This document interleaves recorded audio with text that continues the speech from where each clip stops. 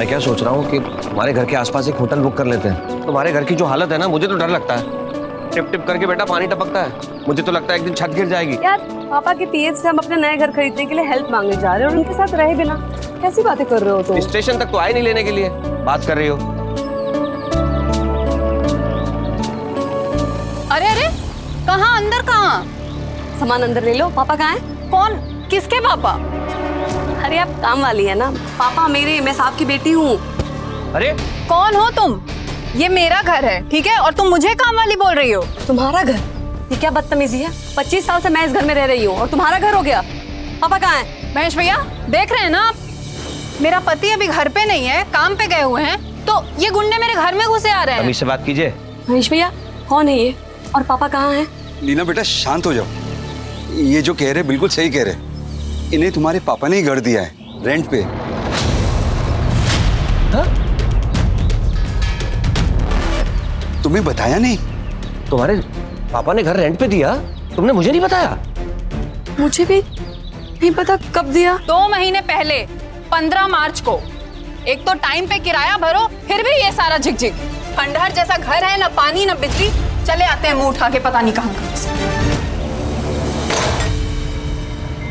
तुम्हारे पापा क्या पागल है क्या? चल बेटा। महेश भैया क्या हो रहा है ये सब? और पापा कहाँ हैं? पता नहीं बेटे, जितेंद्र जी तो ज्यादा बात नहीं करते थे। एक दिन अचानक टेम्पो में सामान भरे और निकल पड़े। तो हमें कुछ क्यों नहीं बताया?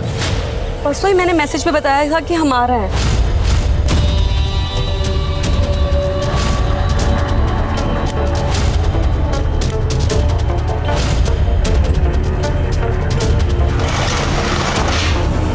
नहीं, कुछ तो गलत है, कुछ तो हुआ है। किसी को नहीं, लेकिन विन्नी को जरूर पता होगा। चलिए। ये तो बंद है। अभी तो यहाँ पर ही थी, पता नहीं कहाँ चली गई।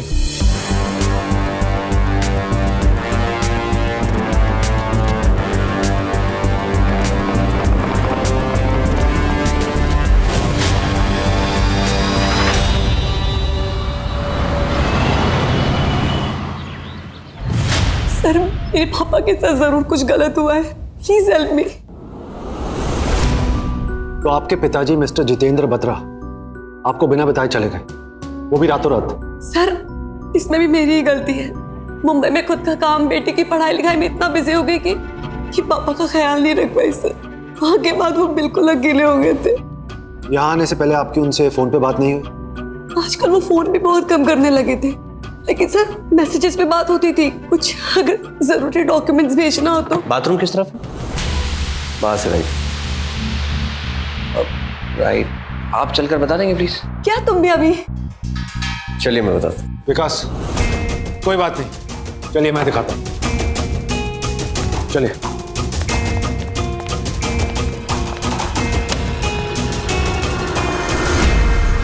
बताइए, ऐसी क्या बात है जो आप अपनी बीवी के सामने नहीं कह सकते? अब आप छोटे बच्चे तो हैं नहीं कि आपको बाथरूम दिखाना पड़ेगा। सर अब आप सब समझ ही गए हैं। देखिए सर, मेरे ससुर कहाँ गए हैं ये तो मुझे नहीं पता, लेकिन वो क्यों गए हैं ये वजह मैं आपको बता सकता हूँ। सर एक नंबर का कंजूस आदमी है वो बत्रा, मैं अच्छी तरह जानता हूँ। सर दरअसल दिल्ली में मुझे एक नया मकान खरीदना था। मेरी बेटी छोटी है सर, उसके फ्यूचर के लिए, और इन्होंने मुझसे वादा किया था कि मेरी मदद करेंगे डाउन पेमेंट के लिए। लेकिन आप ही सोचिए सर, जो इंसान अपनी मरती हुई बीवी को बचाने के लिए अपना पीएफ नहीं तोड़ सका, वो हमारे लिए पीएफ तोड़ेगा। बस निकल लिए ताकि अपनी बेटी और दामाद का सामना ना करना पड़े। वाह, बहुत अच्छे से जानते हैं आप अपने ससुर जी को। फिर तो आप ये भी जानते होंगे कि उनकी मेडिकल हिस्ट्री क्या है। मतलब जैसे कि कोई पुरानी बीमारी या उससे जुड़ा हुआ कोई रेगुलर डॉक्टर जिससे वो इलाज कराते थे। क्या है ना, अगर कोई बुजुर्ग आदमी मिसिंग होता है तो सीसीटीवी से ज्यादा डॉक्टर काम आते है ना सर। हार्ट स्पेशलिस्ट डॉक्टर राजन चौधरी, 10 साल से पापा उनके पास हर महीने जाते थे चेकअप के लिए सर। विकास, अगर मिस्टर बत्रा शहर में है तो उन्होंने चेकअप जरूर करवाया होगा। Yes sir.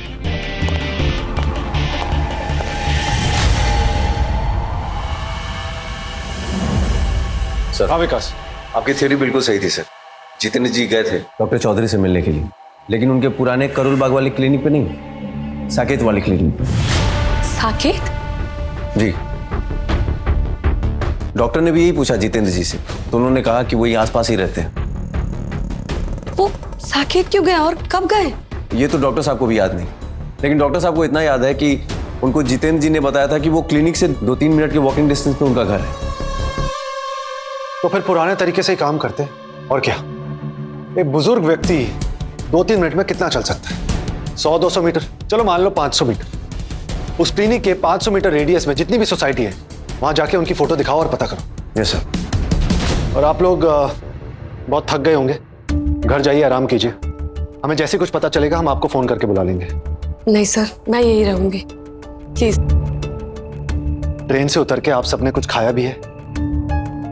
आपकी बेटी थक गई है, आप लोग घर जाइए। अब आपके पिताजी को ढूंढने का काम हमारा है।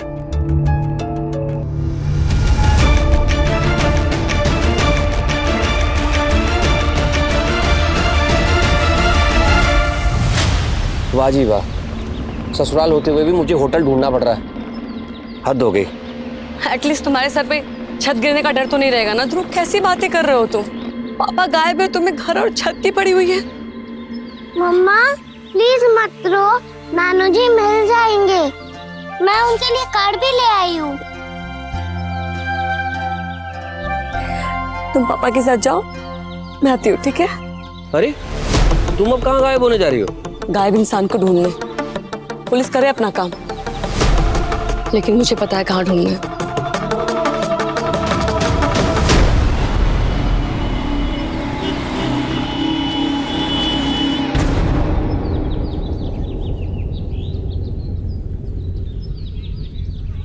विनी, कहाँ गायब है तू सुबह से? कुछ आइडिया है पापा कहाँ गए हैं? नहीं तो दी। अरे कुछ तो पता होगा कि साकेत में कहाँ शिफ्ट हुए हैं। और मैसेज पे हमेशा तेरी बातें करते थे, कुछ पैसे भी दिए थे ना मशीन रिपेयर के लिए। अरे ये क्या हो गया? अब ये कैसे उड़ गया?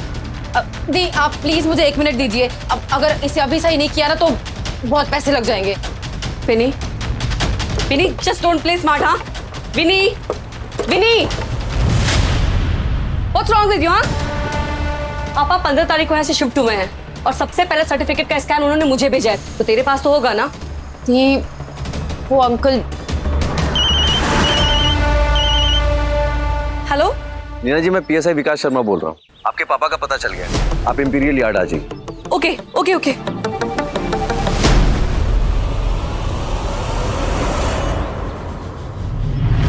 पापा यहाँ रहते इतने पॉश इलाके में? 50,000 रुपए रेंट देके? वो यहाँ रहते थे, अब यहाँ नहीं रहते। यहाँ से कहीं चले गए हैं जितेंद्र जी। चले गए का क्या मतलब है?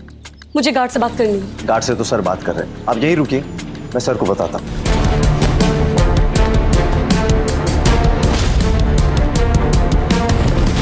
नहीं सर, ये पॉसिबल नहीं है। मेरे पापा एक गवर्नमेंट सिविल इंजीनियर थे जिसने आज तक घूस नहीं लिया, हमेशा बचत करके चलते आ रहे हैं। वो अचानक से गाड़ी ले लेंगे, ड्राइवर ले लेंगे? ये पॉसिबल नहीं है सर। इसका बेस्ट जवाब तो हमें ड्राइवर ही दे पाता, लेकिन वो गाड़ी हमेशा बाहर खड़ी करता था। सीसीटीवी फुटेज में कभी दिखाई नहीं। दिखे तो सिर्फ आपके पिताजी, जो 2 दिन पहले सुबह 4 बजे गेट से बाहर निकले। अरे बंद कीजिए आपका ये नाटक। जितेंद्र जी ऐसा नहीं कर सकते थे, लेकिन जितेंद्र जी ऐसा क्यों कर रहे थे माय डियर लीना, ये बात तुम अभी तक नहीं समझ पा रही हो? क्या बोल रहे हो तुम? यही कि तुम्हारा बाप जैसा दिखता है वैसा बिल्कुल भी नहीं है। वो जो कंजूसी का नाटक है ना, वो हमारी आंखों में धूल झोंकने के लिए किया गया था। असलियत में तुम्हारा बाप 1 नंबर का अय्याश आदमी है। अपनी कमाई का पैसा हमें ना देना पड़े, इसीलिए खुद की कमाई खुद पर लुटाना चाहता था, अय्याशी करने के लिए। अय्याश! अरे शट अप ध्रुव, शट अप! क्या बोल रहे हो तुम? मेरे पापा ने गवर्नमेंट के पैसे से मुझे पढ़ाया लिखाया, इतना बड़ा किया, और तुम उनके खिलाफ बोल रहे हो? शर्म नहीं आ रही तुम्हें? 1 मिनट। आपके पिता जिनके पास पैसे नहीं थे, वो 50,000 के रेंट वाले फ्लैट में रहने लगते हैं, एक गाड़ी लेते हैं। ये सब कैसे पॉसिबल है? ये तो हमारी तहकीकात से समझ आ ही जाएगा कि वो ईमानदार थे या अय्याश। आप दोनों प्लीज झगड़ा मत कीजिए, बैठ जाइए। हम इस केस की तह तक पहुंच के सच का पता लगा ही लेंगे। हमने जितेंद्र जी के फोन रिकॉर्ड्स के लिए अप्लाई किया है, उसमें ड्राइवर का नंबर मिल ही जाएगा। मतलब तब तक आप लोग कुछ नहीं कीजिएगा, बैठे रहिएगा? मैं कह रही हूँ कि मेरे पापा के साथ कुछ गलत हुआ है सर। एटलीस्ट उनकी साकेत वाले फ्लैट में जाके ताला तोड़ के चेक तो कीजिए कि क्या है अंदर। देखिए, उस घर की दूसरी चाबी हमारे हाथ नहीं लगी है और उस सीसीटीवी फुटेज में किसी तरह की जोर जबरदस्ती तो नजर ही नहीं आ रही है। आपके पिताजी अपनी मर्जी से गए थे। हम ऐसे केसेस में हम जबरदस्ती घर का ताला नहीं तोड़ सकते। ये एक रेगुलर पुलिस प्रोसीजर है। प्लीज पुलिस की नजरों से नहीं, पीटी की नजरों से देखिए प्लीज सर। अमन, हमारे पास गाड़ी या ड्राइवर का सीसीटीवी फुटेज तो नहीं है, लेकिन जितेंद्र जी का अंदर बाहर आने जाने का तो है। पर सर उससे क्या होगा? कई बार हमारे हाथ में ऐसा सामान होता है जिसे देख के समझ आ जाता है कि हमारी डेस्टिनेशन क्या है। Okay sir. सर ये 24 तारीख की फुटेज है जब जितेंद्र जी आखिरी बार घर से निकले थे। इससे पहले की फुटेज? ये उससे 4 दिन पहले की फुटेज है सर, और ये 8 बजे सुबह निकले हैं और ये 2 बजे वापस आए हैं। एक मिनट पॉज करो। सुबह जाते वक्त तो इनके हाथ में पैकेट नहीं था। इनके हाथ पे जूम करो।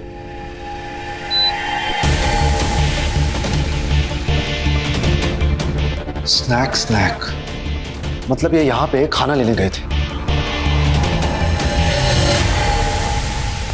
सर दुकान के बाद सीसीटीवी है, वहां से निकलते हुए जितेंद्र जी भी दिखाई दिए और गाड़ी का नंबर भी। और ये गाड़ी किसी अब्बास के नाम पे रजिस्टर्ड है जो साकेत में रेंटल कार सर्विस चलाता है। एक मिनट, मतलब गाड़ी रेंटल एजेंसी की थी, जितेंद्र जी की खुद की नहीं? नहीं सर।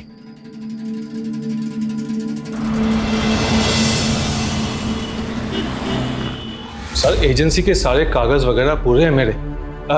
उस दिन काफ़ी गाड़ियां या तो खराब थी या रेंट पे गई हुई थी, तो मैंने सोचा कि बुड्ढे को अपनी गाड़ी में 2-3 दिन घुमा देता हूँ।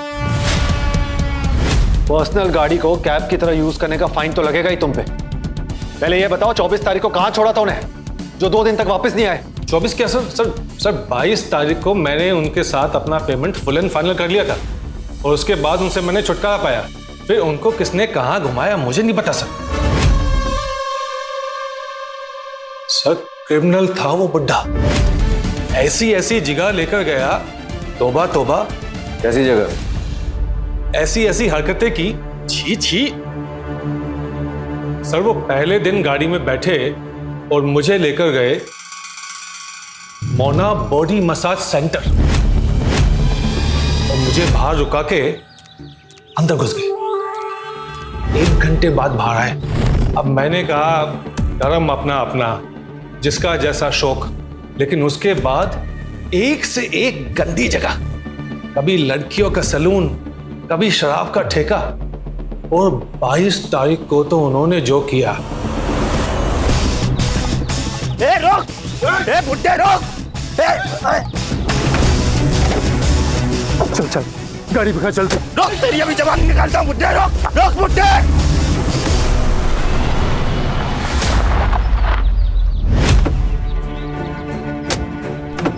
बाहर निकलो, चलो। अरे चलो ना, निकलो ना। अरे चलो यहाँ से। अरे सुनो। मैं अब आपका कुछ नहीं कर सकता। मेरा फुल एंड फाइनल पेमेंट कर दो, मैं आपको कहीं नहीं ले जा सकता। हाँ तो देता हूँ ना तेरे पैसे। आपकी उम्र का लिहाज कर रहा हूँ, वरना ऐसा हाल करता आपका। चलो निकालो मेरे पैसे। जाके मर गई। ये ले तेरे पैसे। और सर उस दिन के बाद मैंने उस आदमी से मिलना बंद कर दिया। आप चेक कर लीजिए सर। चेक करने कराने की चिंता तू मत कर, तो हमारा काम है वो हम कर लेंगे। तू बस इतनी चिंता कर कि तूने जितनी भी बातें बताई हैं वो सच हो। ठीक है, चल निकल।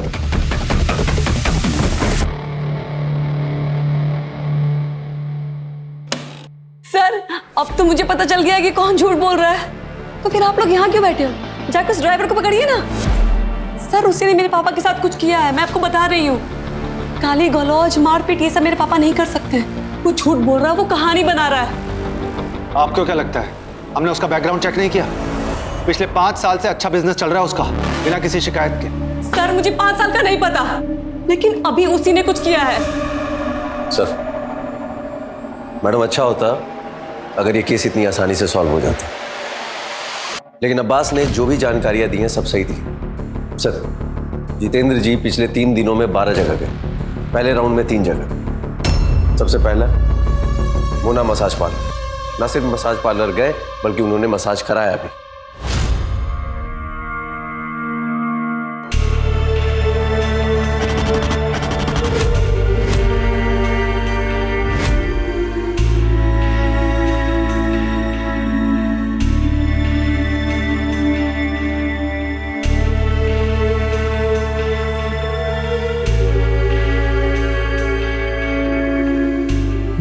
अच्छा खासा पार्लर बना लियो। इतना पैसा कहाँ से आया तुम्हारे पास?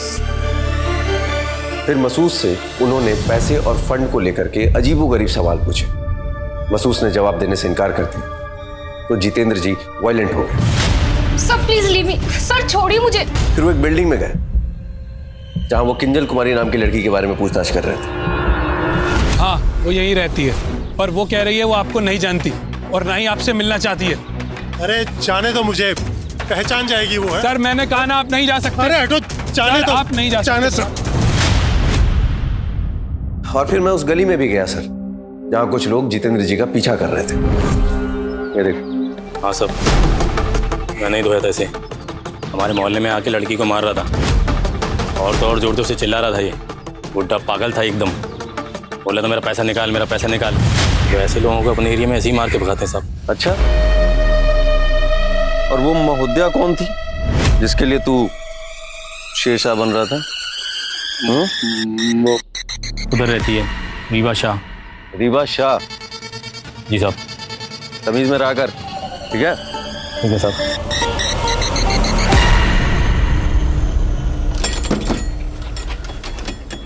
यहाँ नहीं रहती है वो। एक बुड्ढे की वजह से सबको असलियत पता चल गई है उसकी। फिर क्या, मोहल्ला छोड़ के चली गई वो। कौन सी असलियत? धंधा करती थी वो, रात को निकलती थी धंधा करने। फिर क्या था, एक बार उसका कस्टमर रात को पीछे पीछे आ गया उसके घर पे। फिर क्या, भाग गई यहाँ से। इन कहानियों में एक चीज कॉमन है, नोटिस किया विकास? मिस्टर बत्रा पैसों के लिए सबसे लड़ रहे थे। Yes sir. आपके पास उनकी बैंक अकाउंट डिटेल्स है? हाँ सर, उनकी पेंशन अब कैपिटल बैंक में आती है और पीएफ एसएनबी बैंक में आती है सर। अब मैं यहाँ नहीं रुक सकता, हम मुंबई जा रहे हैं, चलो। क्या कह रहे हो तुम? पापा मिले नहीं अभी और हम कैसे जा सकते हैं? तो क्या यहाँ बैठ के अपने ससुर जी के रोमांस के किस्से सुनता रहूं? एक बार भी इस बच्ची के बारे में सोचा क्या बीत रही इस पर? पिताजी की पड़ी है। देखो, हम घर ले लेंगे अपने पैसे से, समय लगेगा ना, चलेगा, लेकिन यहाँ बैठकर मैं उस आदमी के किस्से नहीं सुनने वाला। कामुक और हफ्सी। चलो।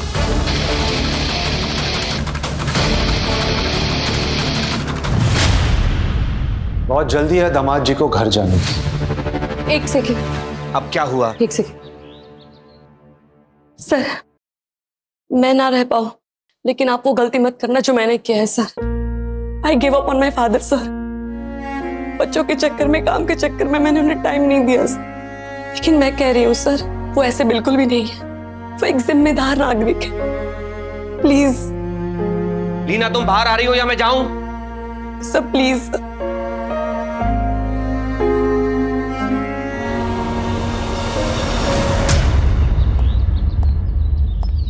विकास, एक चाबी वाला मिलेगा? क्यों सर? प्रोटोकॉल और परमिशन बाद में देखेंगे, ये केस बहुत पेचीदा है। पहले उनका दरवाजा खोलते हैं।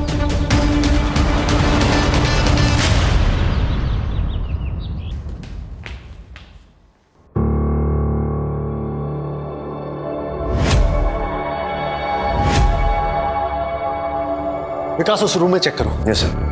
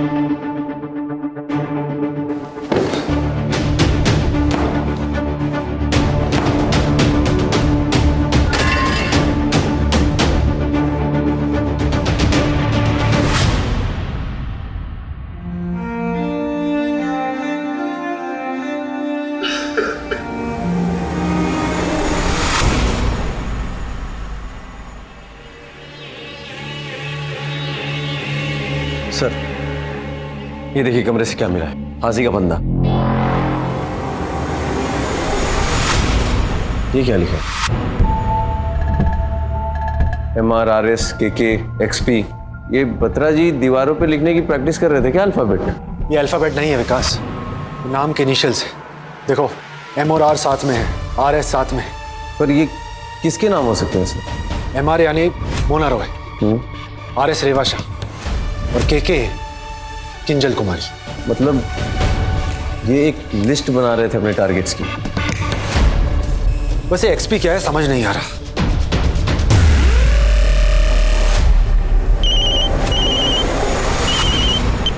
हाँ मन। सर आप पुलिस स्टेशन आ सकते हैं क्या? कुछ अर्जेंट दिखाना है आपको। सर इंपीरियल यार्ड्स की पिछले 2 महीने की सारी CCTV फुटेज मैंने फाइनली चेक कर ली है और उसे ये पता चला कि ये बत्रा पहले से ही निशाचर है। ये देखिए सर, ये उसके शिफ्ट होने के 10 दिन बाद की बात है और वो भी मेन गेट से नहीं सर, पीछे से, जहाँ पे दीवार बहुत नीचे है।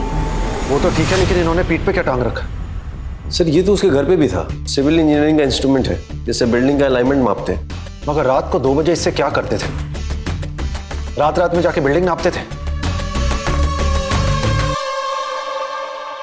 इस आदमी को जितना देख रहा हूं उतना ताज्जुब हो रहा है मुझे। Vikas. Yes sir. Imperial yards के आसपास 3-4 नई बिल्डिंग्स बनी, वहां जाके चेक करो अगर किसी ने देखा है ना तो। यस सर ताज्जुब की बात तो और एक है, ये जितेंद्र जी के फोन रिकॉर्ड्स में सिर्फ एक ही नंबर है जिसपे लगातार 2 महीने उन्होंने कॉल किया है। लेकिन हैरानी की बात तो यह है सर, ना वो नंबर एक्टिव है और ना ही ट्रेसेबल है। और नंबर किसी गायत्री कुमारी के नाम पे है सर। इस गायत्री के फोन रिकॉर्ड्स निकालो और लीना को फोन करो। अगर उसने अभी तक ट्रेन नहीं पकड़ी है तो उसे पुलिस स्टेशन बुलाओ, शायद वो कुछ आइडिया दे पाए। Yes sir.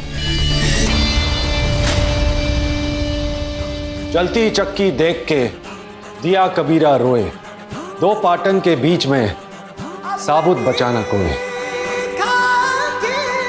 RS KK MR XP Gayatri Kumari. Sir ये पापा को अलग अलग तरीके से आप इंसल्ट करने के लिए हमें यहाँ रोज बुलाते हैं। और कौन है गायत्री कुमारी? मैंने कभी सुना नहीं है इनके बारे में। अगर वो पापा के इतने करीब थी वो जरूर बताते मुझे। ऐसा बहुत कुछ था तो तुम्हारे पिताजी तुम्हें नहीं बताते थे। XP सर, ये XP के बारे में आइडिया लगा सकती हूँ मैं। ये एक्सप्रेस फोटोकॉपी है सर। करोल बाग वाले घर के सामने हमारा बिल्कुल इसका शॉप है और उसके साइन बोर्ड पे बिल्कुल ऐसा ही लिखा हुआ है, एक्सप्रेस फोटोकॉपी शॉप। और इसे विनीत चलाती है सर। पापा बिल्कुल अपनी बेटी की तरह मानते हैं उसे। और जब मैं लास्ट टाइम उससे मिली वो मुझे कुछ बताने वाली थी। अंकल बदल गए थे, बड़े अजीब से हो गए थे। क्या मतलब? विनी, मैं तुमसे पूछ रही हूँ, पापा ने पैसे दिए थे तुम्हें तुम्हारी मदद के लिए, तो चुपचाप मुंह बंद करके बैठी हूँ। अरे बताओ क्या पता है पापा के बारे में?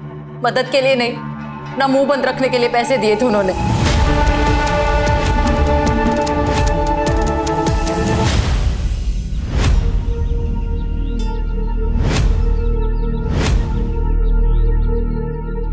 हाँ, ये बुड्ढा आता था रात को छुप छुप के देखने के लिए, जहाँ महिला मजदूर काम करती थी सर।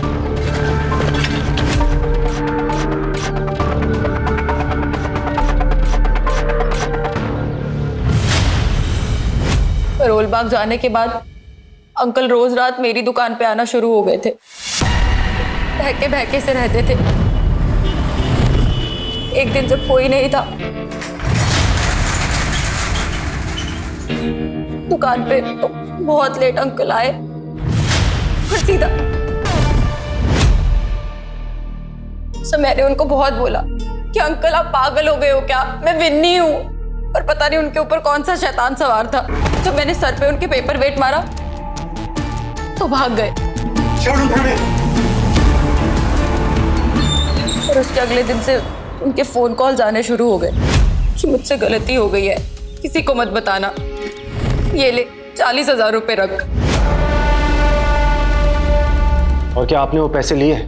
मेरे माँ बाप बस एक ही दुकान छोड़ के गए हैं मेरे पास, और कुछ भी नहीं है। मेरी फोटोकॉपी मशीन बंद पड़ी थी, उसको ठीक कराने के लिए मुझे वो पैसे लेने पड़े।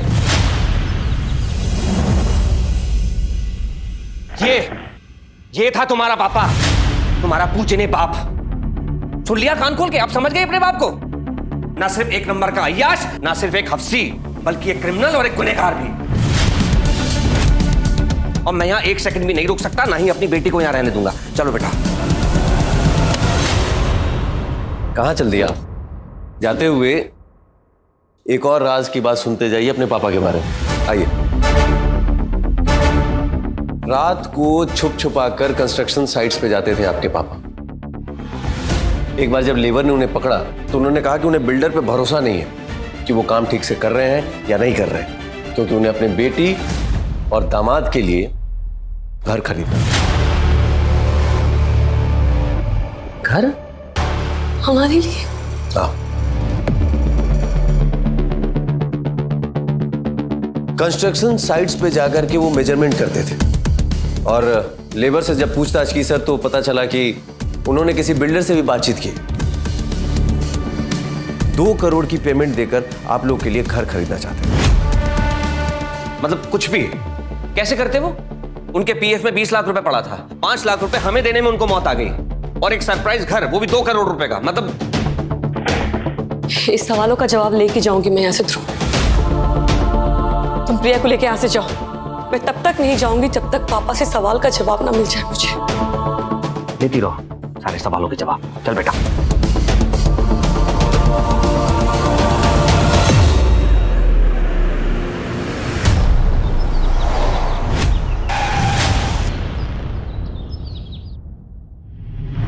सर। हाँ विकास। सर जितेंद्र जी जिन 12 जगहों पर गए थे उसमें से 3 और जगहों को मैंने आज कवर किया। मोना रॉय, किंजल कुमारी, रीवा सर। पर इन तीनों से तो पहले ही झगड़ा हो चुका है ना उनका। ये वो नहीं है सर, ये उसी नाम के 3 अलग अलग लोग हैं। मेरे पास अभी भी वही 3 नाम हैं, मोना रॉय, किंजल कुमारी और रेवा शाह। Yes sir. मतलब जितेंद्र जी इन औरतों को नहीं, इन नामों को ढूंढ रहे थे। लेकिन ऐसा क्या है इन नामों में?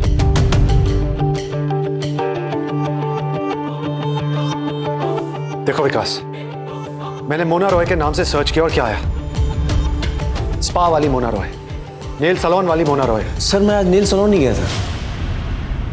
मतलब जितेंद्र जी इंटरनेट पर लड़कियों का नाम सर्च करके उन्हें ढूंढ रहे थे। मतलब ये जो 3 नाम हैं, इनसे क्या दुश्मनी रही होगी बत्रा जी? सर उसका जवाब यहाँ है सर। ये रहे बत्रा जी के पीएफ डॉक्यूमेंट सर, और ये एसएनबी बैंक से लिंक्ड है। 0 बैलेंस है बैंक अकाउंट में? यस सर, मैंने पता किया सर। 2 महीने पहले बत्रा जी ने एसएनबी बैंक में जो पुराना अकाउंट है फिर से रीएक्टिवेट किया और अपनी जमा पूंजी जितनी भी थी सब इस अकाउंट में ट्रांसफर की।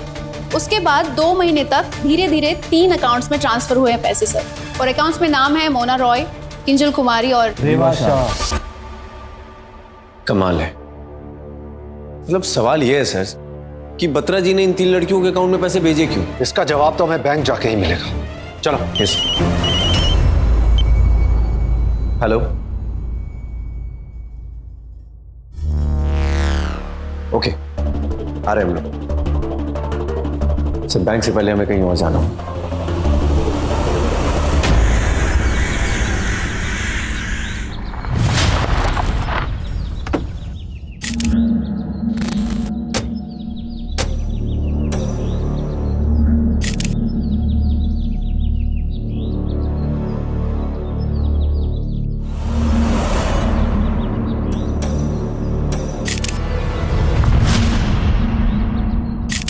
इन्हें इंजेक्शन लगा के मारा गया और फिर बॉडी को छुपाने की कोशिश की गई।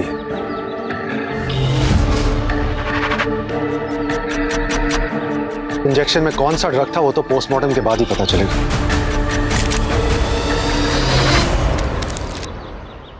इन सबके पीछे कुछ तो बड़ा है विकास, जो नजर नहीं आ रहा है। शायद बैंक जाके पता चले। Yes sir.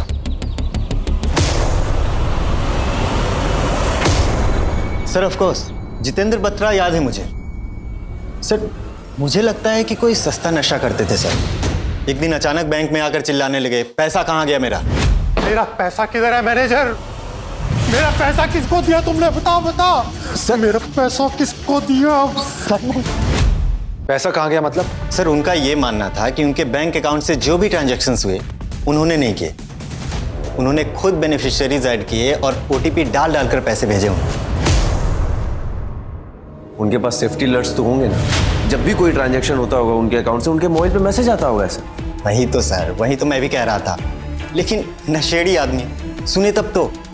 सर ये देखिए, ये उनके रजिस्टर्ड नंबर पे सारे मैसेजेस गए। क्या बात कर रहे हैं आप मैनेजर साहब? ये नंबर तो भाटिया जी का है ही नहीं, ये नंबर तो गायत्री देवी का है। और इसी नंबर पे बत्रा जी बार बार फोन करते थे। लेकिन ये भी उन्होंने ही चेंज किया है 1.5 महीने पहले। ये कैसे हो सकता है?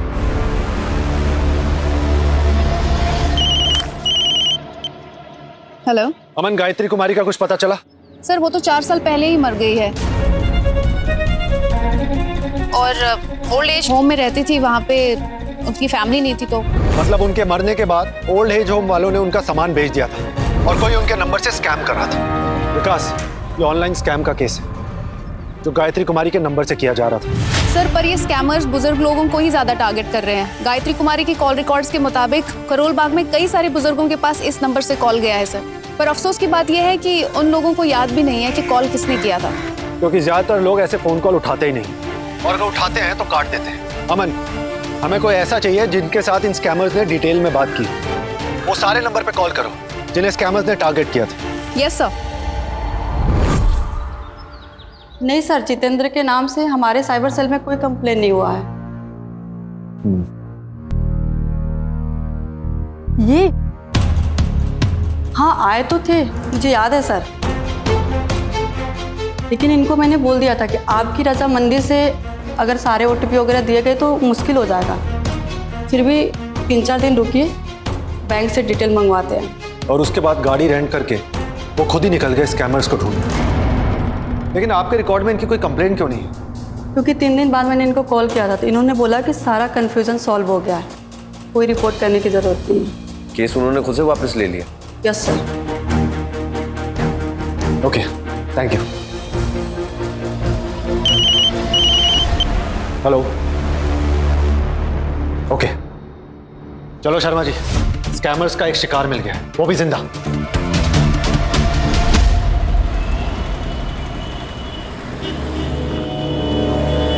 लालच ने बर्बाद होने से बचा लिया साहब। ये देखिए, इस नंबर से कॉल आया था, ये देखिए।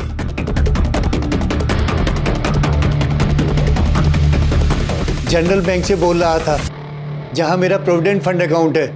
कह रहा था आपके फंड से कुछ पैसा बहुत साल पहले बैंक ने इन्वेस्ट किया था, जो अब 3 करोड़ रुपए हो गया है।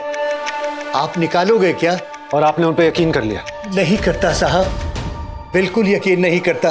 अगर वो मेरा अकाउंट नंबर और बैलेंस सही नहीं बताता। मुझे लगा कि ये सब बैंक वालों को पता होगा।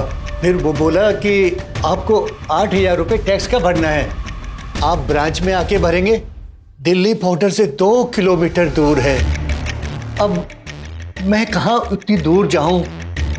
आर्थराइटिस की प्रॉब्लम है।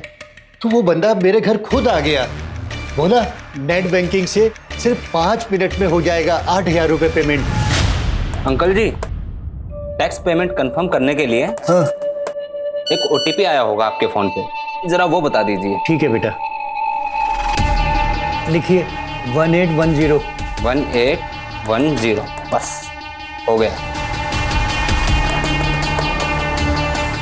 अच्छा, आपको कुछ डिटेल्स और देनी होगी अंकल जी। क्या? अपने पैन कार्ड, आधार कार्ड। लो बेटा, ये तुम ही कर लो, मेरे से ज्यादा देर तक बैठा नहीं जाता, आर्थराइटिस है ना। अरे अंकल जी, हम तो कर ही लेंगे। हाँ। बस आप तो ये सोचिए कि 3 करोड़ रुपए का आप करेंगे क्या? 3 करोड़? ये स्कैमर्स ऐसे ही बुजुर्ग लोगों को पैसे का लालच दिखाते हैं, फिर उनके घर आके उनके सामने बैठ के उन्हीं के बैंक अकाउंट से ट्रांजैक्शन करते हैं। बुजुर्ग लोगों के पास पेशेंस नहीं होता हर एक चीज चेक करने, और उनके सामने उन्हीं के बैंक अकाउंट का रजिस्टर्ड नंबर चेंज हो जाता है। फिर पैसे भेजने के लिए नए लोगों के नाम रजिस्टर्ड हो जाते हैं और इन बुजुर्ग लोगों को पता ही नहीं चलता।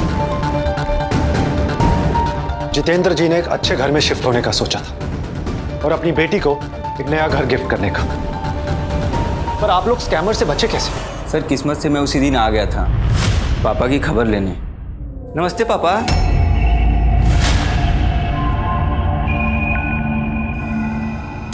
आप कौन? ये बेटा, ये हमें 3 करोड़ का फायदा कराने आए हैं। 3 लेकिन जैसे मैं आया वो हड़बड़ी में अपना लैपटॉप बंद करने लगा और मैंने पूछा कि क्या स्कीम है, क्या चल रहा है, लेकिन उसने बिना कुछ बताए जल्दी जल्दी में निकल गया वो। अंकल जी, एक्चुअली नेटवर्क इशू की वजह से अभी हो नहीं पा रहा। अरे बैठो ना बेटा। मैं आपसे बाद में मिलता हूँ अंकल जी। स्कैमर्स ने जितेंद्र जी को मारा क्यों? क्या उन्हें कोई सच पता चल गया था? 1 मिनट, आपने कहा कि स्कैमर्स को पहले से आपकी सारी बैंक डिटेल्स पता थी। क्या आपने किसी को बैंक डिटेल्स दी थी? सिर्फ बैंक को दी थी। वो पेंशन के लिए हर साल लाइफ सर्टिफिकेट देना होता है ना बैंक में, और टैक्स भरने के लिए बैंक अकाउंट का प्रिंट आउट मांगता है मेरा सीए। आप ये सारे फोटो कॉपीज और प्रिंट आउट्स कहां से करवाते?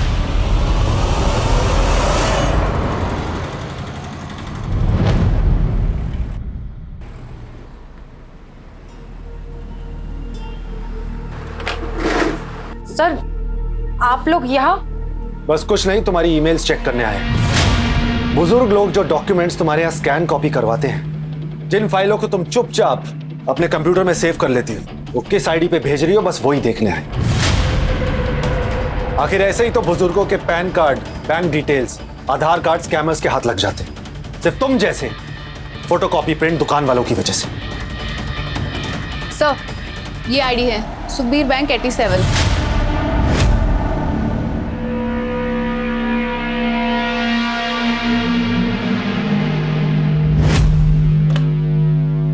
कॉल करो अपने ऑनलाइन स्कैम पार्टनर को।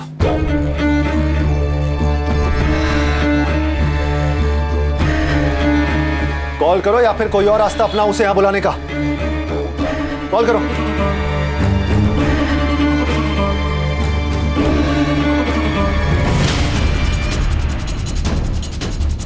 हेलो,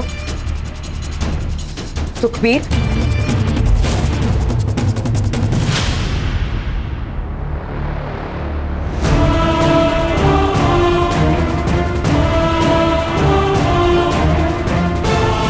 हाँ विन्नी, क्या हाल है? कैसे याद कर लिया सुक्की को? हाँ सुखबीर। हाँ जी भाई साहब, आप कौन है? You are under arrest.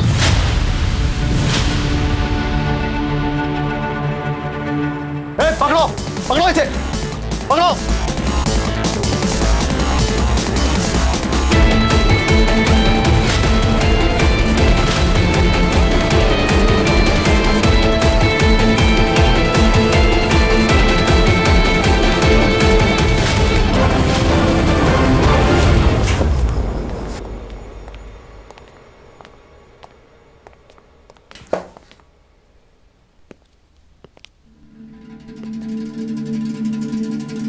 तो सर ऐसे ही करते थे ये स्कैम। जब कोई भी बुजुर्ग आदमी इसकी दुकान पर फोटो स्टेट कराने जाता था, जैसे Aadhaar card, pan card, bank passbook, उसकी डिटेल, तो ये उसके सारे डॉक्यूमेंट्स अपने कंप्यूटर में सेव कर लेती थी और बाद में इस सुखबीर को फॉरवर्ड करती थी, जिसके बाद ये स्कैम करता था और इसे मोटी रकम देता था। जितेंद्र बत्रा पे झूठा इल्जाम लगा के उन्हें ड्रग एडिक्ट और अय्याश बोल के हमारी नजर घुमाने की कोशिश करना तो हम समझ गए, लेकिन उन्होंने पैसा गायब होने की पुलिस कंप्लेंट वापस क्यों ली थी? बोलो बोलो अमन। सर, उन्हें शक हो गया था मुझ पे। बच्चे फोन करके पूछ रहे थे, नहीं शायद मेरे डॉक्यूमेंट्स किसी गलत हाथों लग गए हैं, कहीं तूने ही तो नहीं दिए। बस तेरे पास ही तो आता हूँ मैं फोटो कॉपी कराने। पुलिस पे कंप्लेंट करूंगा, छोड़ेगा नहीं मैं कुछ बोली नहीं सर, मैं बहुत डर गई थी सर। तभी सुखबीर ने कहा कि मार डालते हैं बुड्ढे को। सर मैंने इसे मना भी किया था, ये सारा प्लान इसका था सर। वाह विन्नी वाह, बहुत बढ़िया। तू तो जैसे दूध की धुली हुई है ना। किसके कहने पर मैंने जितेंद्र को फोन किया था कि पैसा आ गया है? वो तो टेक्निकल फॉल्ट के कारण बैंक अकाउंट में बैलेंस 0 दिखा रहा है। आप बस एक बार गाजियाबाद ब्रांच में आ जाइए, वहां आपकी सारी प्रॉब्लम सॉल्व कर देंगे। जब हमने उनको फेक स्क्रीनशॉट भेजा तो वो हमारी बात मान गए और गाजियाबाद आने को तैयार हो गए और अपनी बेटी को फ्लैट गिफ्ट करने के सपनों में खोए भोले भाले जितेंद्र जी जैसे ही गाजियाबाद खंडर पहुंचे, तुम दोनों ने उन्हें मार दिया।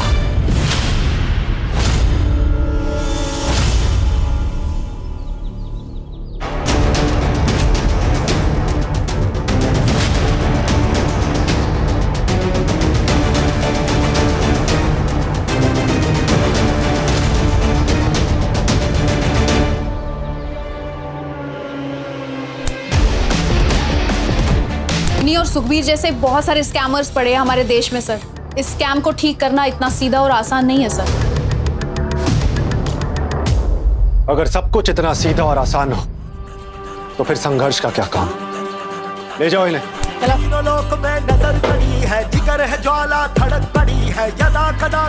ध्रुव आपके फादर इन लॉ अपने परिवार से बहुत प्यार करते थे और आप भी उनके परिवार का ही हिस्सा। नीना, जितेंद्र जी कोई अपराधी या अयाश नहीं थे, वो एक स्कैम के विक्टिम थे। आपके पापा बस आपके लिए खुशहाल जिंदगी चाहते थे और कुछ नहीं। सॉरी लीना, मैं तुम्हारे फादर को पहचान ही नहीं पाया।